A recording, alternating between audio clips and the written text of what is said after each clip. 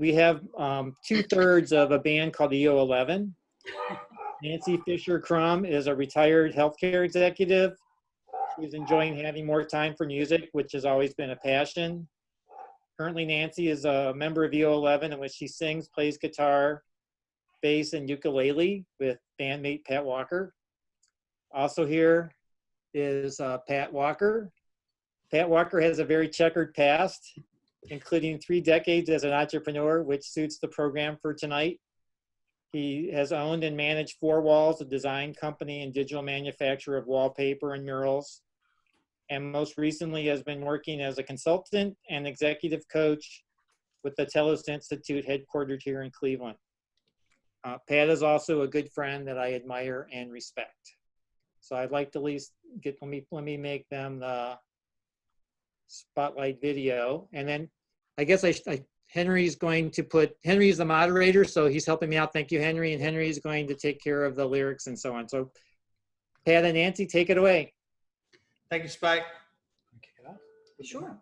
Yep, we're going to sing a song called My Own Two Hands, written by Ben Harper, and inspired as a result of this invitation to find some music that perhaps inspires creativity. So. Originally, Spike asked us to do Shop Around by Captain and Tennille, and we just couldn't make that work. We countered with Free Bird. Spike was not going to go for that, so this is our compromise song. There we go. Make a little adjustment there. All right. All right.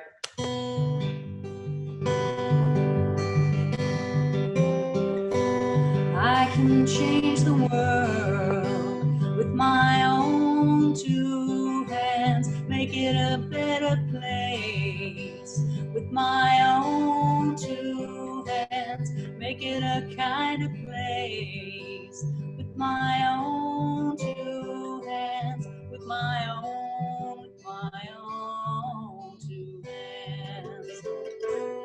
I can make peace on earth with my own 2 hands. I can clean up the earth with my own 2 hands. I can reach out to you with my own 2 hands, with my own 2 hands.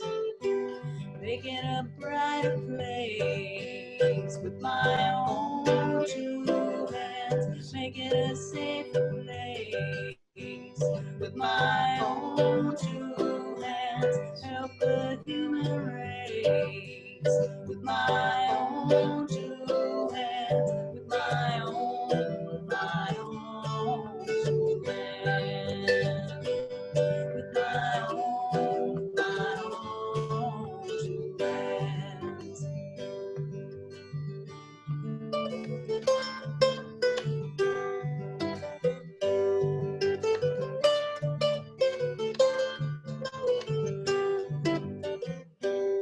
I can hold you with my own 2 hands. I can comfort you with my own 2 hands. But you've got to use your own 2 hands. Use your own 2 hands.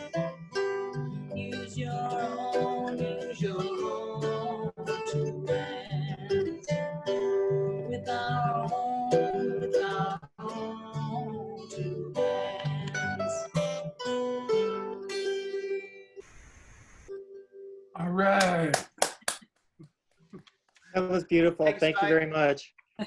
I appreciate you taking the time to rehearse that and perform it. That was beautiful. Thanks for the invitation. Glad to be here. Tonight, our speaker is Karen Coach, who I discovered with the assistant of my friend Jamie Hills, who, Jamie, I guess your camera's turned off, but you can wave in the dark at us. Jamie took Karen's class that she teaches at the Hudson Library. So that's how I got introduced to this program. And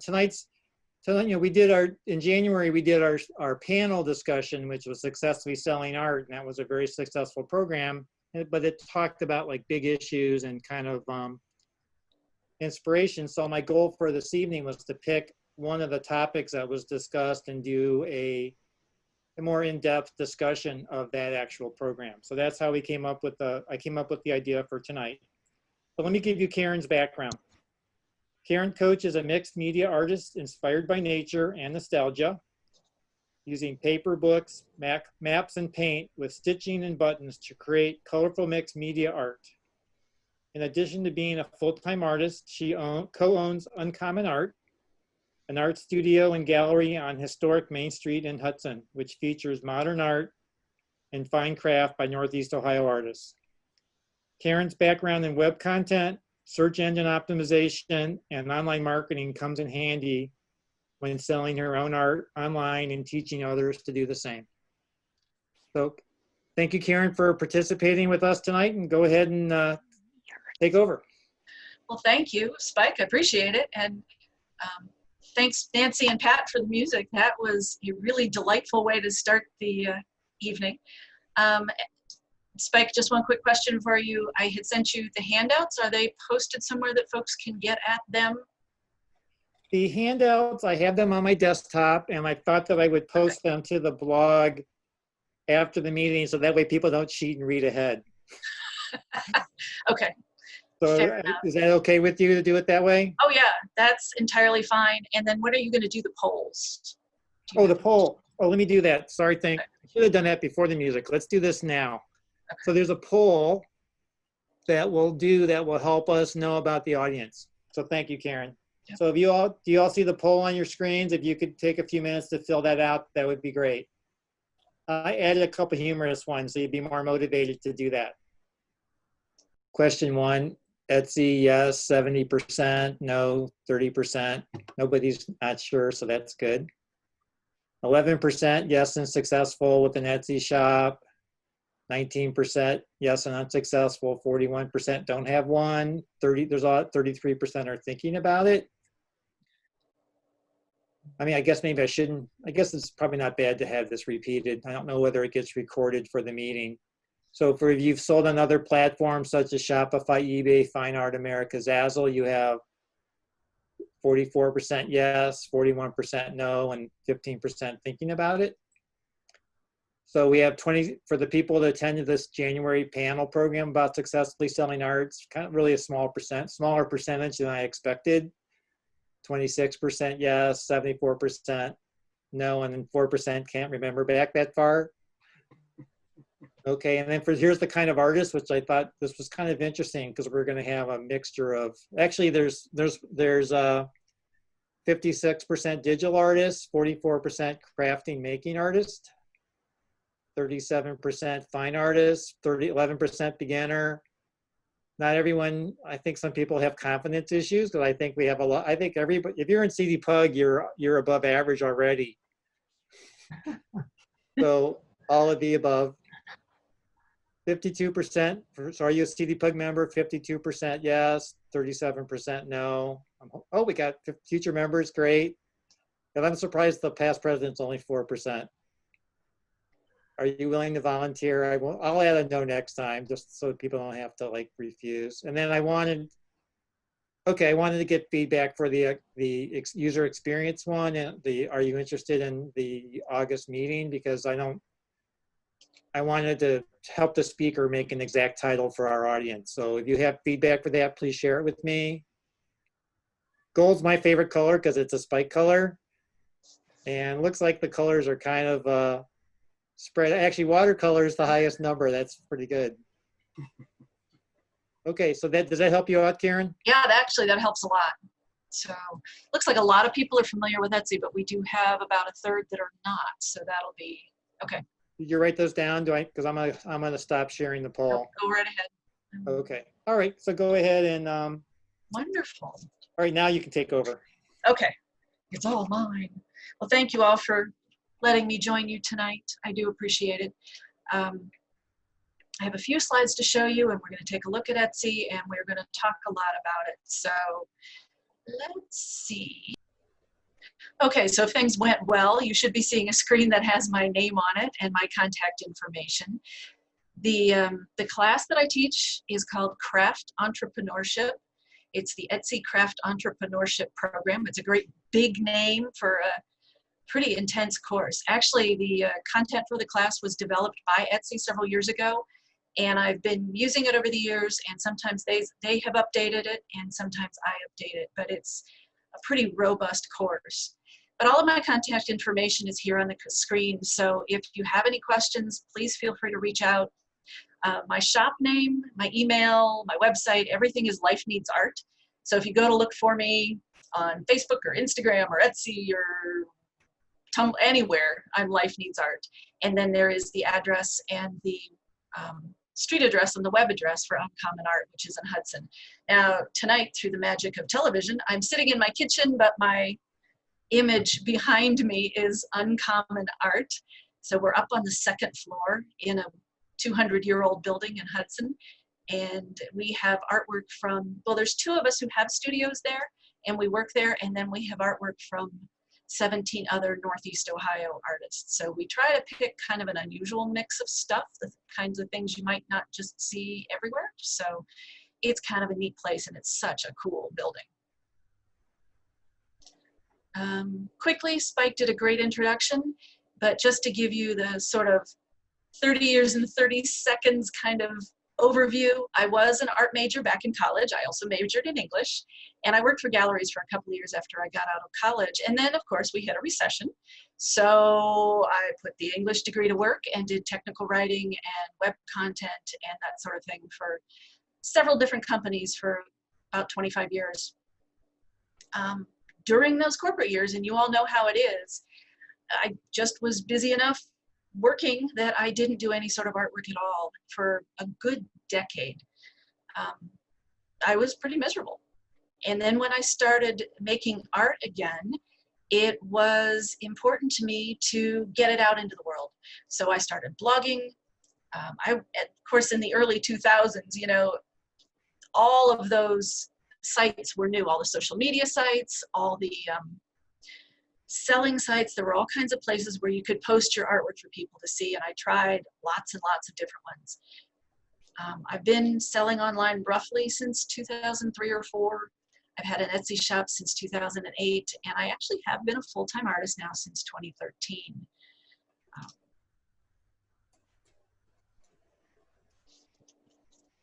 So one of the reasons I chose Etsy way back when was that it was easy to use and it was fairly low cost. And I was looking for something that was flexible that I could fit into my life. And let's see, it looks like chat is blinking.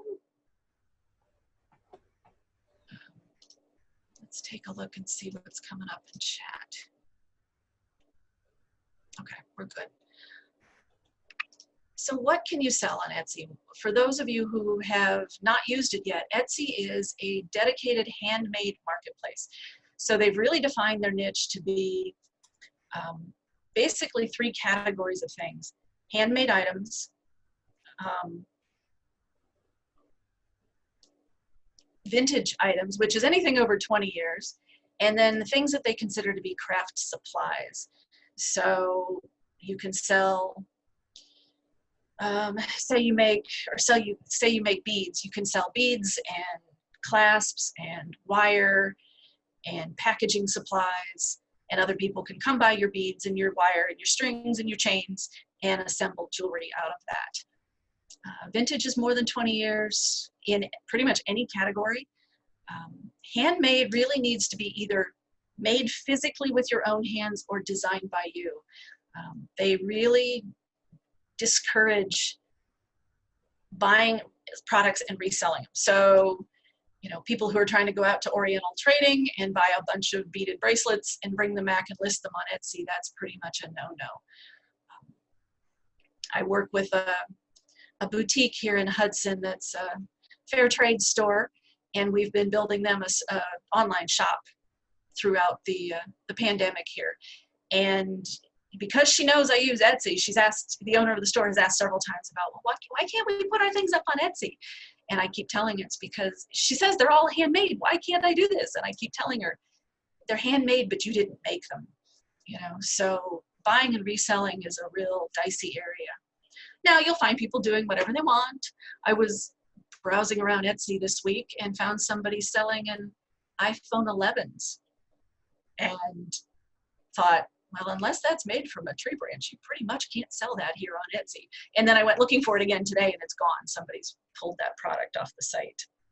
So since we have some folks who have not used Etsy much, let's see if I can show you what it looks like and give you a really quick little tour if I can bring my browser up. All right, so now we are on Etsy. You can see the logo in the upper corner here, and this is my shop. So across the top here, I have a little banner with some of my artwork in it. And below that, you can see my shop name, which is Life Needs Art, of course. There's a little blurb, there's my city, my smiling face over on the right-hand side. And then as we go down, I have artwork here in the center. So down the left-hand side, you can see my categories. So I sell hand-painted scarves, and these categories can be anything I want. I can have up to about 20 categories, and I can call them anything I want. So they're customizable to whatever I need.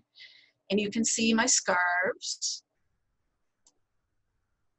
And then I have a category, I have a section for collage artwork, and I do a lot of abstract things with, like Spike said, buttons and stitching and old sheet music and hand-painted papers. I have a category for Hudson. You know, being in Hudson, everybody loves the clock tower. And I have done more clock towers in my years than I care to mention, but I do have a funny little series going on with the clock tower in the style of famous artists. So it's humorous, keeps me entertained, you know. And then I've got a few other things. So and that's my shop. And when you go into Etsy and you start browsing the shops, we all look the same. There is one template. I'm going to show you another shop here. This is called Cool Critters. The shop owner is Jess Sheeran. She was one of your speakers earlier this year. And when it's done spinning, it will come out.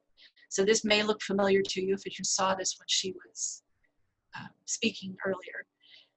So same kind of layout. The biggest difference is that, you know, where I had the banner across the top of my page with my little pictures in it, she doesn't have a banner. But these are absolutely adorable. You know, wonderful photographs. You can, you know, they've got such character and personality. I think they're just so charming.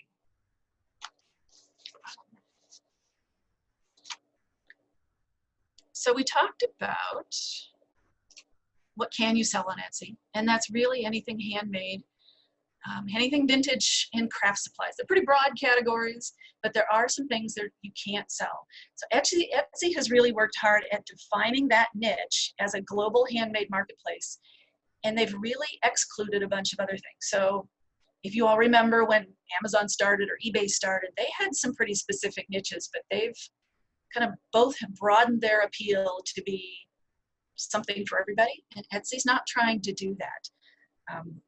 You can't sell things like cars, even vintage cars. You can't sell real estate.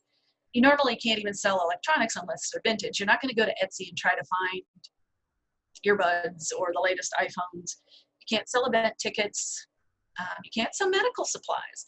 And for many, many years, face masks and face coverings were not permitted. Hand sanitizer was not permitted.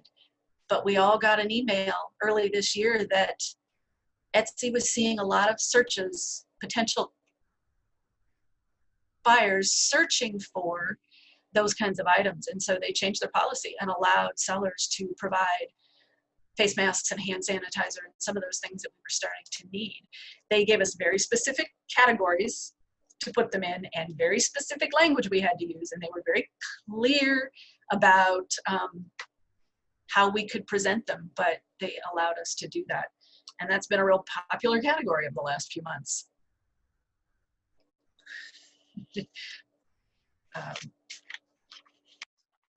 So, you know, way back when I chose Etsy, I chose it because it was low cost. One of the things I really like about it is that it doesn't have a monthly contract fee. Some of the other options we'll talk about in a little bit do have a contract or do have a monthly fee.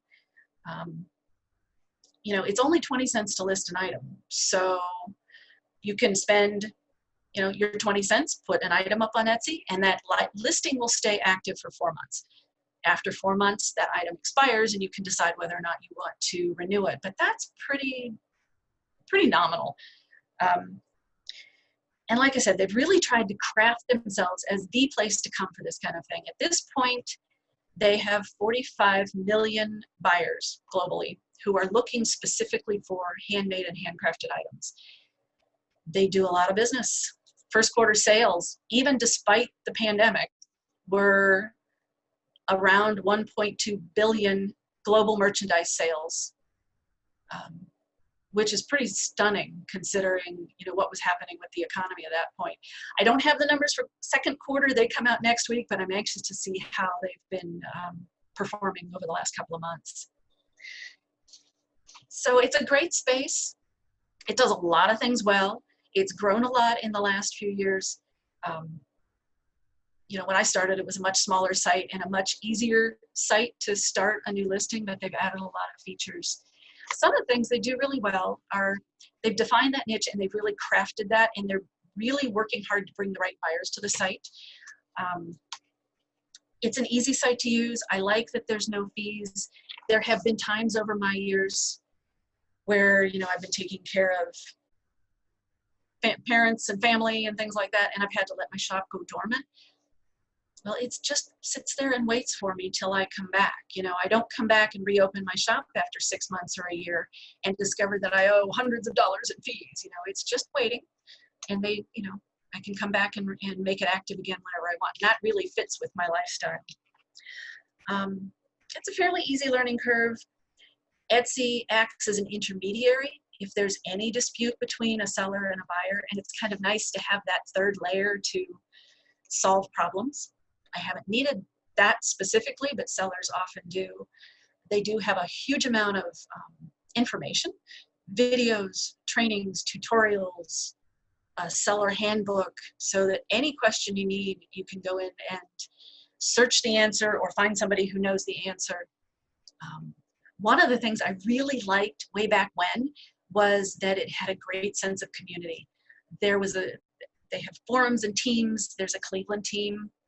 And, you know, you'd get in there in the morning and before you go to work, and I'd chat with all the people in the Cleveland team, and we'd get to know each other, and we'd go around, and we were all on the same circuit, right? So we're all out doing the same art fairs and art markets, and you get to know people.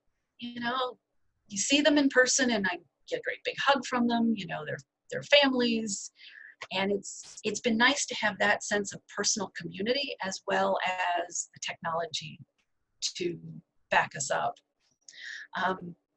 Now we can also take our shops and integrate them with other tools and other apps. Like I have my shop integrated with QuickBooks, which makes that side of the business much, much easier. You can integrate it with Pinterest so that when you pin your items up on Pinterest, they come back to your shop and they are tagged with the price. So people can basically go to Pinterest and shop your pins. You can integrate it with Square, which is really handy. And there are lots and lots of other tools you can integrate with. There are, and we talked about this earlier in one of the breakout rooms, you can also integrate it now with some pass-through products. And this is a little point of contention with some of the sellers because, you know, it's not technically handmade. I'm not painting my design on a coffee mug, but you can go to a couple of different sites. I know you can do Printful and Printify and upload your digital designs and put them on a coffee mug or a t-shirt or, you know, tote bag or those kinds of things, and then pass those products through into your Etsy shop. And when they sell, the order goes straight through to the printing company. They print it, they fulfill the order, you get paid, you pay your vendor. It's kind of handy. It's not like the old days where if I want my artwork on a coffee mug, I have to go lay it up and go get it printed and order a case of 100 of them and store them in cardboard boxes in my garage until they sell. So it's a really handy, you'll see a lot of shops doing that. Products, by the way, can either be physical products like a coffee mug, or they can be digital products. There's a lot of people out selling digital services, logo design, branding. You can sell digital downloads, which are very, very popular because they're instant. You know, so if you do photography or poster design or any sort of artwork design, you can upload those in a digital format and people can buy them right on the spot. So that makes things really fast and easy for setting up a shop. So I'm a fan, clearly, but Etsy's not perfect, you know. It is a good e-commerce platform for people who want to do a quick do-it-yourself shop. It is limited, right? So we looked at 2 shops a minute ago, and that's the template. If branding is a big concern of yours, there are not a whole lot of options to make this really yours. So, you know, you can put a banner at the top, or you can leave the banner out, and that's about it. If you have a complicated process, you know, if your product is highly personalized or customizable, it can be hard to sometimes manage workflows if you need to go back and forth with customers and get information and ask questions. Some of those workflow options are a little bit limited. I would like other integrations. You know, they integrate with Aweber for emails. I prefer MailChimp, and they don't integrate with that. You can have multiple shops. You know, I've looked at my shop a few times and thought, I really should put the scarves in a separate shop and have the artwork in a separate shop and just keep those 2 things separate. But you're allowed to have multiple shops, they just don't make it easy. So if you want a second shop, you have to use a second email address, which is not a problem. We've all got multiple email addresses, but you also can't be logged into 2 shops at the same time. So you'd have to go in and work at one, and then log out, and then go log into the other one and log out. It's cumbersome. I mean, doable, but cumbersome. You know, and of course, with being on somebody else's platform, you're always subject to their policy changes, you know, whether you like them or not. So what does it really cost to sell on Etsy? That's always the big question here, right? So to set up an Etsy shop, these are the basic costs. Like I said, a listing is only 20 cents. So if I want to list 100 items in my shop, it only costs me $20. That's really pretty reasonable. When you sell something, you have 2 fees. You have a transaction fee, a marketplace fee, and that's 5%, and then a payment processing fee, which is 3% plus 25 cents. So 8.5% roughly for fees before you include shipping and advertising. If you decide to do free shipping, of course, that would be an added expense. Advertising is another one. If you decide to do advertising with Etsy, they're always changing their advertising programs. So right now you can choose whether you're advertising on Etsy or off Etsy, depending on how your shop is set up. But overall, 8.5% is pretty reasonable. If you've done any selling with physical shops, you know, like galleries or consignment shops or gift shops, you'll know that quite often a brick and mortar store will take anywhere from 30 to 50%. So I'm pretty good with 8.5%.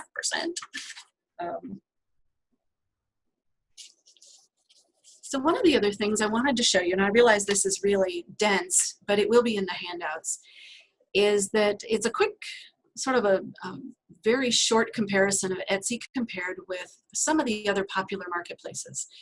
So, you know, I talked about Etsy not having much in the way of branding. If you want something that you can really customize and make your own, Shopify is a great way to go.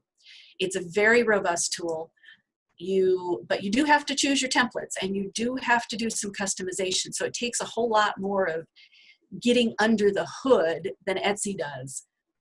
There is a monthly fee, depends on, now the numbers I've given you here are kind of averaged, right? So it depends a lot with some of these sites, how long of a term you set up with them. You know, if you're paying month to month, the price will be higher. If you pay for 2 or 3 years ahead of time, you pay a little less overall. With Shopify, there is a monthly fee and a very small transaction fee. Amazon Handmade. Can we do a raise your hand? Is anybody using Amazon Handmade? I forgot to include that in the poll. Amazon Handmade is one I really had high hopes for because it has the power of Amazon behind it, you know, but it's one that's actually juried. You can't just go and sign up and start posting your stuff on Amazon. To be in the Amazon Handmade category, you actually have to apply and be accepted. I did that, and I never set up my shop. You know, it's $40 a month, which is starting to get a little steep. You know, they waived that for a long time, but they may be, I'm not sure, but they do charge a pretty hefty transaction fee. And so since my work would fall in the fine art category, the fine art transaction fee actually starts at 20%. So then you start adding all those things up and it gets pretty expensive. The other thing I wasn't completely sold on either was the fact that because it's Amazon, they want you to ship your products to them so that they can fulfill it from their warehouse, which is a great selling point for the buyers, but I do collage, I do paper. You know, I don't know that I really want my stuff sitting in their warehouse someplace. So that made me a little uncomfortable. Yeah, there's a comment about never having heard about Amazon Handmade. And that's another thing is I think it's really hard to find. If you go to Amazon and really try to look for the handmade category, I think it's actually kind of hard to see. So, but it's there, it's an option. If Amazon is really appealing to you, I would go take a look at it. Now, Square is another good one. And Square is the one we all use at the in-person fairs, right? You get the little plug-in that you plug into your phone and you can swipe your credit cards on the spot. And it's great. It's also actually what we use as our point of sale at Uncommon Art. Very low transaction fees, no monthly fee. And that's another great one. I can use it all summer long at my outdoor art fairs. And then when I'm indoors in the wintertime, I don't use it. And it sits there. I'm not racking up inactivity fees. I'm not racking up any penalties. They don't close my account because I'm not being active. It just sits there and waits till I need it. And then I log in and swipe a credit card and it's happy. You do have to buy the reader.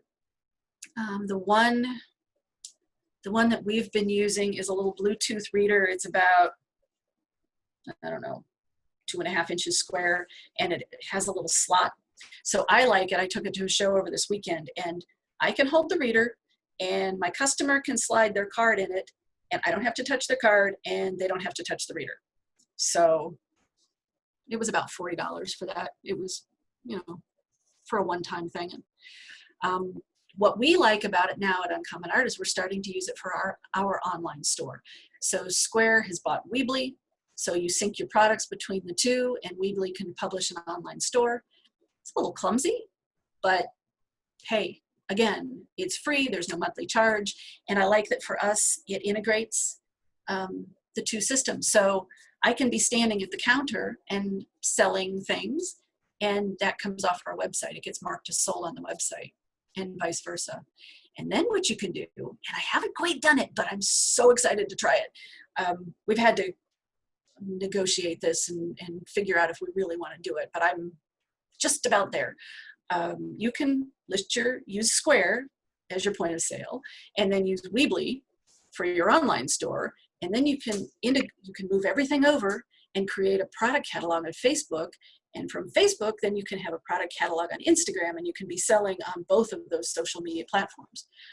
So, you know, there's a little wizard to walk you through it, and I'm going to give that a try very shortly. So we'll see how that works, but that looks promising to me. I've seen people selling on Instagram, and they have their posts, and they have a little shopping bag on that post, and I didn't know how it was getting there, but that's how they're doing it in some way like that. You can also go directly to Facebook and set up a product catalog there, but since everything is in Square, for me, passing it through all the way along looks kind of interesting. Now, I mentioned that I'm working with the boutique in Hudson, and we're doing an online store for them. They chose to use GoDaddy. It uses their website builder and their online store. Again, it's a little bit limited. You know, the choice of templates is pretty slim. It's roughly $25 a month. Again, she's paid for a package, so a little more, a little less a month, but roughly in that ballpark. GoDaddy doesn't process the payments. They go through the Square, so there's always some sort of integration. But there's lots of other choices. Big Cartel is another big one. Squarespace, Wix. You can sell through Facebook and Instagram. Fine Art America, somebody was doing that earlier in the breakout rooms. Made Cleveland is a website here in town that is a marketplace for Cleveland makers. And then one of those other things, now this pandemic has made everybody really creative, but I've had a conversation lately with a friend who has been selling on YouTube Live. So she's a vintage collector. She goes to estate sales and flea markets and collects vintage things. And about every other week, she has a show on YouTube and she sells stuff. So beforehand, she gathers up all her items and she'll have 40 or 50 items. And then she gets on her show, which is 2 hours long. And she introduces each item and says, here we have a coffee mug and it's this big, and you can see how big it is. And here's, top, side, bottom. Mine is full, so I don't want to tip it over, but here's what the maker's mark, and she can hold it up really close to the camera and she can say, oh, look, there's a little chip here and there's a scratch here. And if you're interested in this one, and then she holds up a slip of paper and it says, this is item number 127 and it's $18. And the first person to type 127 in the comments gets that item. And then they connect up by email afterward, and she sends them an invoice for the item and the shipping, and off she goes. And she says she'll sell anywhere from 50 to 80% of the items she shows. So I don't quite know what to do with that. I think she runs her sales through PayPal. So there's a small transaction fee for that, but we have options. Etsy's a good one, but it certainly is not the only option anymore. And it's not the only one you have to use. You can use lots of these tools in combination with each other, as well as going to in-person sales, selling through consignments, shops, and galleries.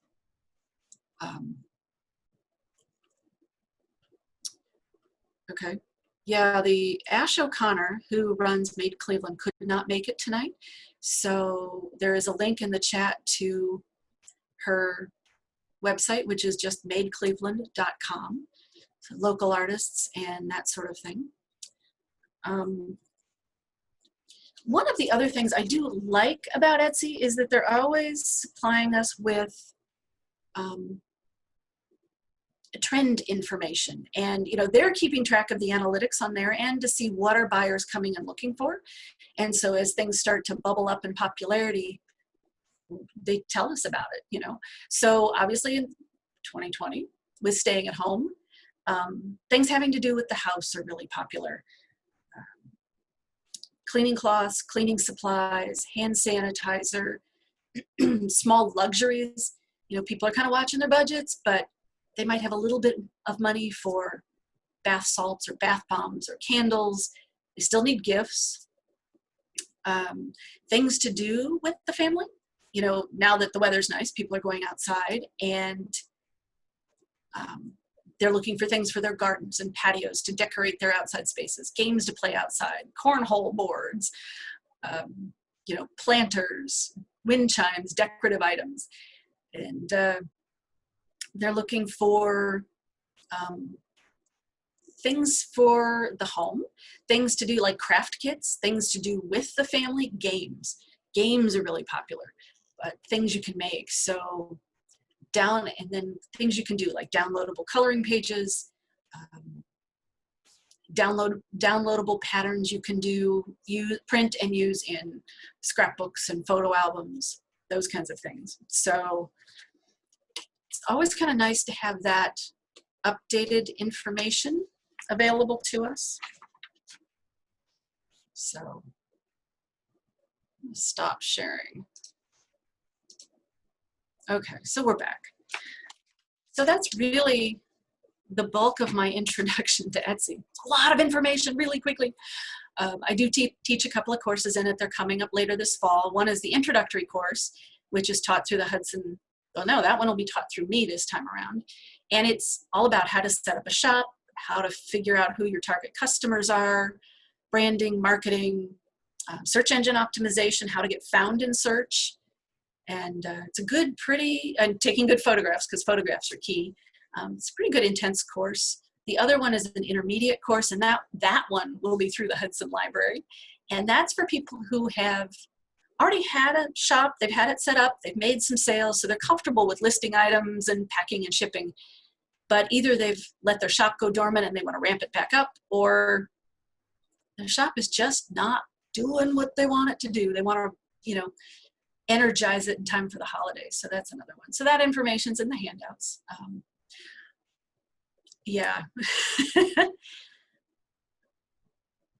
Yeah, it's a lot of information. So a lot to digest. I'd say take a look at the handouts when that comes out. And if you have any questions, of course, reach out. I'm always here and I'm happy to answer things. Question about getting found. And it can be very tough to get found, especially depending on what category you're in. It depends on how you look at Etsy as to whether you look at it as your storefront and you're looking at Etsy as your sales manager and Etsy's responsible for bringing traffic to you, or do you look at it as your e-commerce platform and you use it to bring your traffic to you? I get about a third of my sales from traffic from Etsy, and so I do spend a lot of time tweaking the search engine optimization and making sure that my listings are really good and juicy for search. I just thought of one other thing I want to show you. But search engine optimization is something that I'm constantly working on. It's never a one and done kind of thing, but we can do that. You know, that's something we can talk about too. Is sales tax charged automatically? Yeah, the laws around sales tax changed last year, and Etsy now collects any state sales tax for any US state that charges it. So it's really handy. You know, if I sell to California, I don't have to collect the tax manually for California. Etsy takes care of that. They pay the states. It's all out of my hands anymore, which is really nice. VAT, I believe they do collect that manually. Yes, you do need a vendor's license to file sales tax. Now, you technically don't need a vendor's license to open an Etsy shop, but if you start making a decent number of sales, you probably should file for a vendor's license. How much time and effort does a seller need to put into an Etsy shop to have a successful business? And that's a great question. And that's important. You know, Etsy's not, you know, a quick, you know, it's not a get rich quick scheme, right? It is a business. So the amount of results you'll get out of it will be dependent on the amount of effort you put in. It depends on how much time you have. And one thing I do like is that I can be flexible with it. For a long time, I've spent Sunday mornings on my Etsy shop. You know, I get in there and tweak it. And now because we have mobile apps, I'm in there, you know, frequently during the day. And I kind of poke in and check my shop usually every morning and see what's happening. You know, and I look at the last week or 2 weeks and see what are people searching for? What kind of words are people searching for? And I do use one of the integrated SEO tools, and I'll go in there and look and see, that's a phrase I hadn't thought about, you know, and tweak my listings and see how that happens. Let's see. Do I use any other online selling venues? Not at the moment. I have used Cafe Press. I've used Fine Art America. Sold a lot of artwork on eBay back in the day, but Etsy's the one I'm using now. I'd love to try Shopify. I just haven't done that. How do you drive business to Etsy? Through any of the same ways you would drive business to a brick and mortar store, right? You know, email list, word of mouth, social media. That's a big question, but that's one that we can certainly talk about. Shipping on Etsy is integrated. So when you make a sale, you can go into that sold item and print your shipping label directly from that. It brings through the customer's information, and you can print the labels through the postal service, and you do get a discount for doing it that way. again, there's a couple of other tools you could integrate and use that, but use for shipping, but I've been perfectly happy with that. You don't, oops. You don't actually, and that's true. There's a comment that you don't have to be an Etsy member to buy. And that's true. You can buy as a guest. You don't have to have an account. Yes, and there's a question about, do you get notifications when somebody buys your items? Or do you just have to go to the site? And no, because I have the apps on my phone, I get a wonderful little cha-ching kind of sound whenever somebody buys something, and I get notifications when they like things and look at things.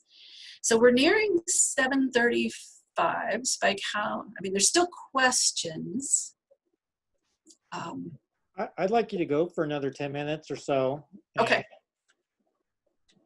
Okay, because yeah, there's a lot of. I don't see anybody rolling their eyes, but I can only see a few people. Is anybody nodding off? Or But no, I'd like you to keep going. I don't think. I think you should. Okay.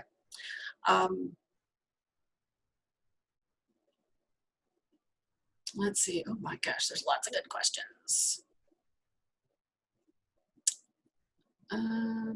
Buyers, notifications, wholesale buyers. Wholesale buyers are a different thing. Etsy for a little while had a wholesale section, and you again applied to be part of it, and they would vet buyers coming in. And I did quite a few wholesale orders that way. They've discontinued it because it wasn't getting enough use. I do tag certain things as wholesale items, and I've gotten some inquiries that way. It's not as great a place for wholesale as it has been, but it's, something you can do. The question about photography sales. I don't know specifically how well photographs sell on Etsy. Depends on photographer, I would imagine, and whether or not you print and ship or whether you offer them as downloads. I did, actually, my biggest challenge using Etsy as opposed to other sites. Getting found. In fact, actually, let me go through. I'm going to show you one other thing. This is another thing you have to keep in mind when you're setting up an Etsy shop. Okay, so we're back on my browser, and I'm going to come over and show you my shop again.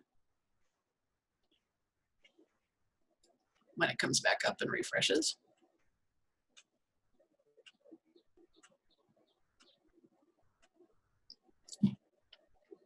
How do I ask a question? Go ahead. I can hear you. Okay, I didn't know what to do here. Is there any restriction, like what I've been doing lately for my friends is doing Lego characters.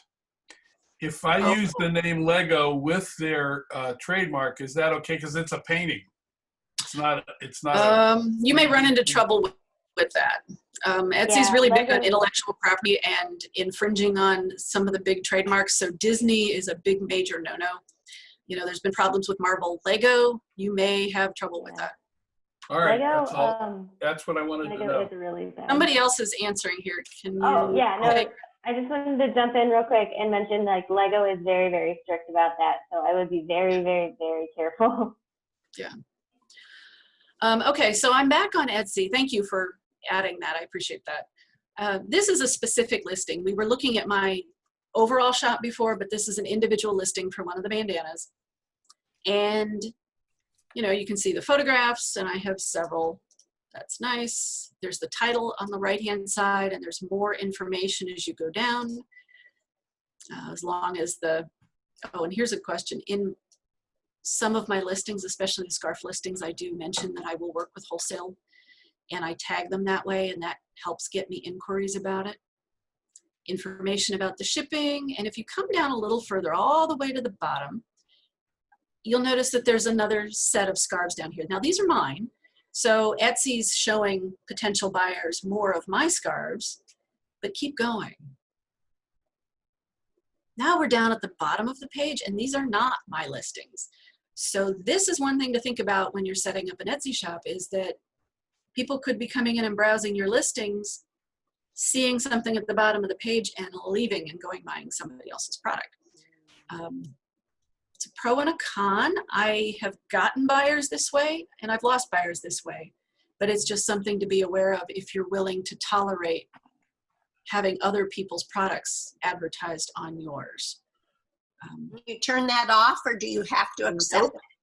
Nope, you are stuck with it. Just to show you, I'm just going to show you. There's a whole set of links in the handout to some other shops to look at. Some of them are local, some are not. This is a Canadian artist, and I always like to show his. He does abstract art in a whole variety of things, but he's had a nice collection of sales. He's a very active seller. He does a really nice integration with his social media account and with his shop. And I'm scrolling kind of fast. Usually if you come down to the bottom, yeah, he's really good at doing videos, and they're very engaging to talk about his artwork and his process, and what he's hoping to accomplish with his artwork. So there's a lot of he's really great at being engaging. One of the others, while we're in here, is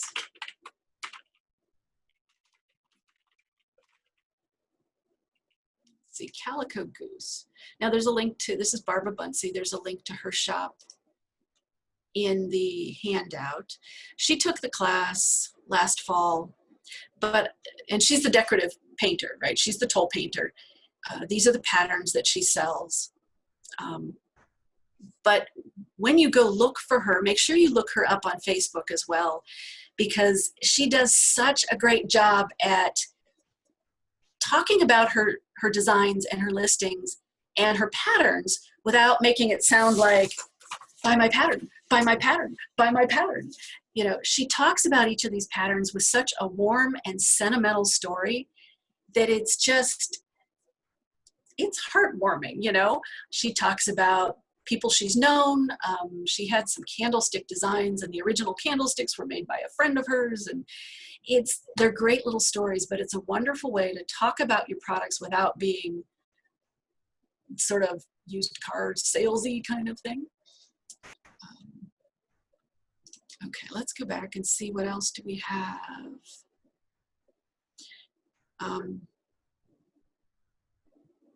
Do I feel that I have to drive customers to my store, or do they do some of it? And yeah, it's a mix of both. It's definitely a mix of both, but it does take work on my end to bring people in. But it does for any venue. You know, I've had conversations with a friend of mine who uses Shopify, and she loves it. She's a big fan of Shopify. But she says, you know, she gets, and she does social media, but she gets a big draw to her Shopify site every time she does an in-person art fair.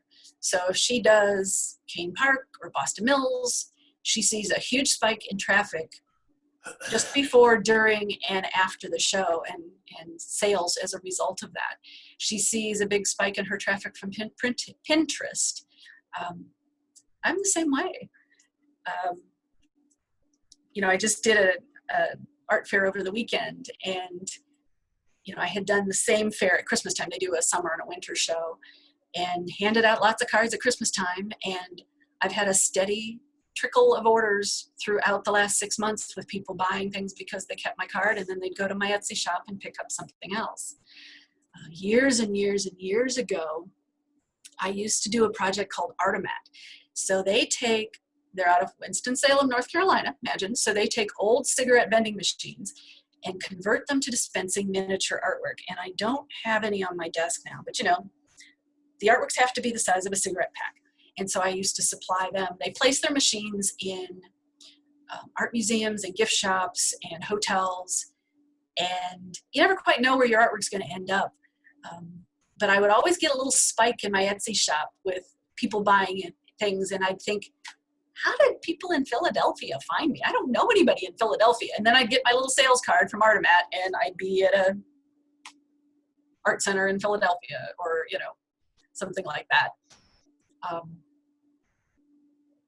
They were super cool.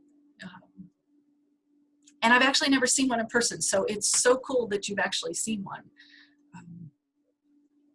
Pricing is definitely an issue, and we go through that in class. And yeah, you will find people on Etsy who are selling way too low. It's frustrating. But you find that at in-person shows too. You know, I was across the aisle from somebody this past weekend who was selling, you know, bracelets for $7 and earrings for $5. And I don't even know how you pay for your supplies when you do stuff like that. Let's see. I wanted to ask, do you get ranking information on how your shop is selling compared to other people in your category or other Etsy sellers? Etsy doesn't provide that. Some of the integrated SEO tools try to. I don't know how accurate it is. I'm not terribly worried about it, I guess. I'm more worried about, you know, because I really can't do anything about that. I'm more worried about, you know, what can I do to bring more people to my shop, and, you know, crafting better descriptions and writing better text and taking better photographs and doing what I can. All right, is there any? I don't have a specific class for SEO for ranking on Etsy, but it is part of, we do part of a session on that. If you want more in-depth information, I can send you some links, because there is some really good information available to us. So it looks kind of like the comments have maybe slowed down. The SEO I'm looking at is the ones that Etsy provides me in my shop stats. I do take my own photographs. It's not hard to do. I'm a lousy photographer. I will be totally honest. I'm terrible at photography and I'm lazy, but I can still take decent photographs. It's, you know, it's manageable. That's one of the, you know, one of the videos I show in the class shows somebody who makes soap, and she's showing how she takes photographs of her stuff. And she takes a big sheet of watercolor paper, she tapes it up on the wall so that it, you know, comes down the wall and curves onto her. Oh, let's see, the video, she's actually next to a window and she stacked up a couple of cardboard boxes. So it comes down the wall and curves out onto the cardboard box, and she sets her soap on there by a window so she's getting natural light, and she takes photographs like that. Piece of cake. We've actually been doing that at Uncommon Art. My business partner has a setup like that in her studio. She's got a piece of paper taped to the wall, and it rolls down onto the, you know, folds down, or not folds, but it just drapes down onto the table, and she's been using that to take photographs of the ceramics and some of the other stuff we have. Photographs come out great, you know, and I use my phone. I don't use a digital camera.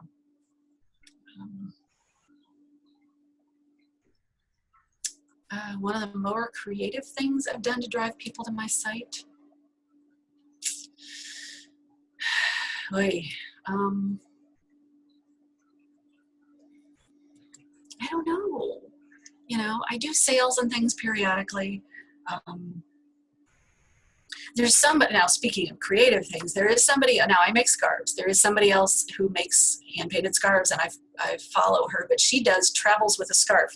So she goes all over the place and takes selfies with one of her scarves. And I just think that's really super cute. So, yeah. Well, I appreciate all the questions. Again, please reach out if you have any more. And it looks like we're about ready. There's one about Pinterest. As a shop owner, I see a Pinterest pin on my listings to pin it over. I don't know that you get that as a buyer. So, appreciate it. And, All right, so let me thank you very much, Karen, for your presentation. That was exactly what I was hoping for. It was perfect. Good, thank you. And Thanks, Karen. Thank you. so I guess I wanted to tell everybody that we will do breakout rooms. So if you want to chat with each other, or I can try to move I could try to move Karen around different rooms. She can work the room, I guess, and answer questions specifically that you didn't get to ask, or you can at least chat about. And then I also want to show you this before I do the breakout rooms. So I don't think I did it very well because I never posted anything on the blog. And the old website's very difficult to work with, which is why we're working to a new one. But I did post it already during the meeting. It doesn't show up on the regular, maybe Ron might want to fix it, I suppose. It doesn't show up right here on the regular blog, but if you look on the left-hand side at the recent post, you can go get it. So if you want to have, I mean, we can still email it to you, or you can look at the blog later, but if you want to do it while it's still fresh in your mind, you can go get it right after the meeting's over. So thank you, Karen. I'm going to go ahead and do the breakout rooms, and thank you all for attending, and I hope to see you all next month at the user experience and graphic design meeting. So thank you. Thank you. Thanks, Mike.